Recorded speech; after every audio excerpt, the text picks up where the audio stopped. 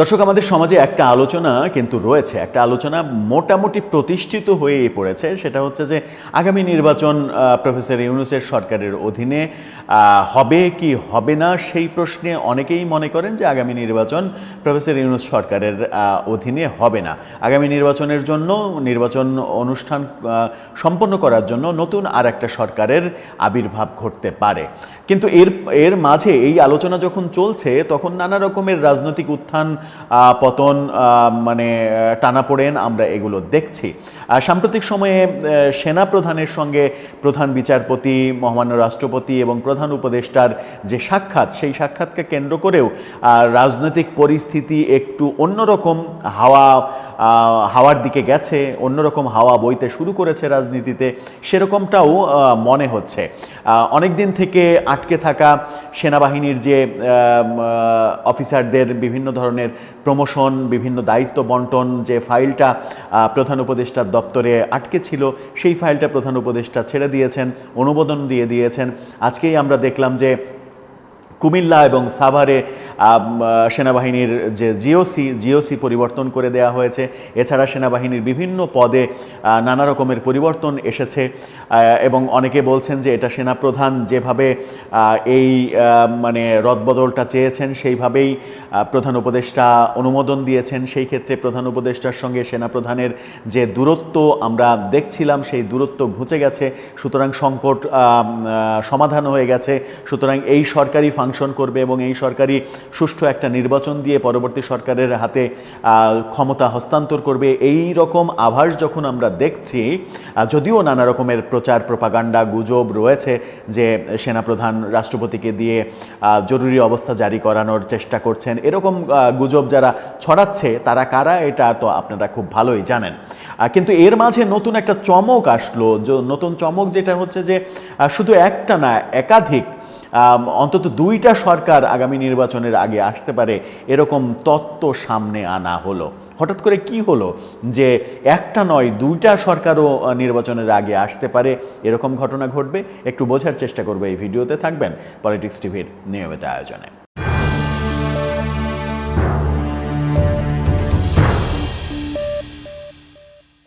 দর্শক, বলছিলাম আগামী নির্বাচন প্রফেসর ইউনূস সরকারের অধীনে হবে কি হবে না, এই টালমাটাল আলোচনার মাঝে বিএনপি নেতা ডক্টর আসাদুজ্জামান রিপন তিনি মন্তব্য করেছেন যে নির্বাচনের আগে গোটা দুয়েক আরও সরকার আসতে পারে। গণমাধ্যম তার এই খবরটা যেভাবে প্রকাশ করেছে, আপনারা দেখে নিতে পারেন শিরোনামটা। সেখানে বলা হচ্ছে নির্বাচনের আগে আরও গোটা দুয়েক সরকার আসতে পারে। বিএনপি নেতা রিপন কি বলছেন, তিনি গোটা দুয়েক সরকার গঠিত হতে পারে বলে মন্তব্য করেছেন বিএনপির নির্বাহী কমিটির vice chairman doctor Asaduzzaman Ripon. বলেছেন, বর্তমান অন্তর্বর্তী সরকারের মধ্যে কোনো দৃঢ়তা নেই। লোভ ও নেতৃত্বের সংকটের কারণে 2024 সালের গণ অভ্যুত্থান ব্যর্থতার মুখে পড়েছে। আগামী নির্বাচনের আগে তাই গোটা দুয়েক সরকার আসতে পারে। আওয়ামী লীগ সরকারের সমালোচনা করেছেন তিনি। ভয়ের রাজত্ব কায়েম করা হয়েছিল আওয়ামী লীগের আমলে। মানুষ ভালো লোককে রাজনীতিতে দেখতে চায়। শেখ হাসিনার পরিণতি যেটা হয়েছিল সেটা অনিবার্য ছিল, এরকম কথা বলেছেন। কিন্তু মূল যে ব্যাপারটা সেটা হচ্ছে যে তিনি কেন ভাবছেন যে আগামী নির্বাচনের আগে অন্তত আরও গোটা দুয়েক সরকার আসতে পারে, কেন একটা নয়, কিংবা কেন প্রফেসর ইউনূসের অধীনে নির্বাচন হতে পারবে না? তাহলে কি নির্বাচন নিয়ে এখনও সংকটটা কাটেনি?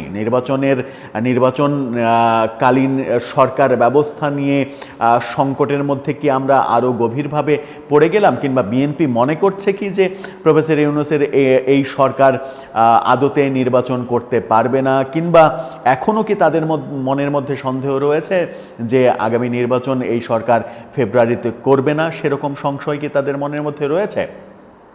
বিএনপির বড় নেতাদের কথাবার্তাতে কিন্তু তা মনে হয় না, মানে প্রকাশ্য কথাবার্তাতে। ভেতরে ভেতরে তারা কি ভাবছে, সেই ভাবনার প্রতিফলন ডক্টর আসাদুজ্জামান রিপনের এই কথাই ঘটল কি না, সেটাও একটা প্রসঙ্গ হতে পারে। কিন্তু বিএনপি নেতাদের, মূল বড় নেতাদের যে ভাষ্য, তারা কিন্তু বেশ খুশি। এবং তারা আত্মবিশ্বাসী 100% আত্মবিশ্বাসী যে ফেব্রুয়ারিতে নির্বাচন হচ্ছে এবং প্রফেসর ইউনূস সরকারের অধীনে নির্বাচন হচ্ছে।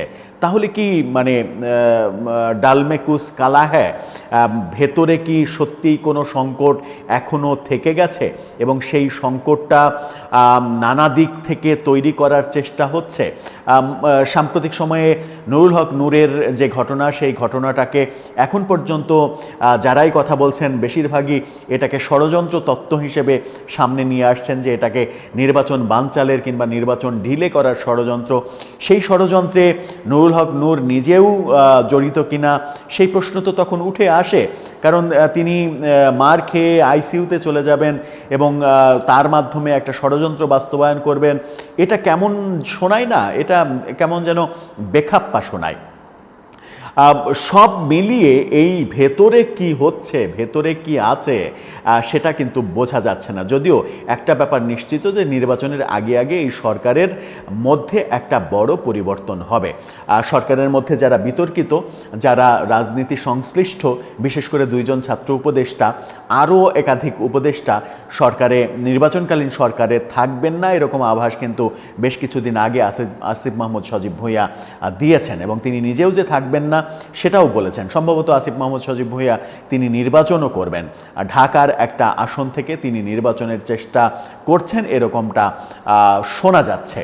কুমিল্লার মুরাদনগরে নির্বাচন করার মতো অবস্থা তার নেই। নানা কারণে মুরাদনগরে তিনি বিতর্কিত হয়েছেন এবং তার জনপ্রিয়তা যতটুকু উপদেষ্টা হওয়ার পরে তৈরি হয়েছিল সেই জনপ্রিয়তায় ভাটা পড়েছে। সরকারের ফরম্যাটে একটা পরিবর্তন হচ্ছে, এটা নিশ্চিত, কিন্তু সরকারটাই পরিবর্তন হচ্ছে কিংবা আরও একাধিক সরকার আসবে, এটা নতুন একটা তত্ত্ব। এই নতুন তত্ত্ব আমার মনে হয় যে সংকট থেকে উত্তরণের পথে হাঁটার চাইতে সংকট আরও ঘনীভূত করবে।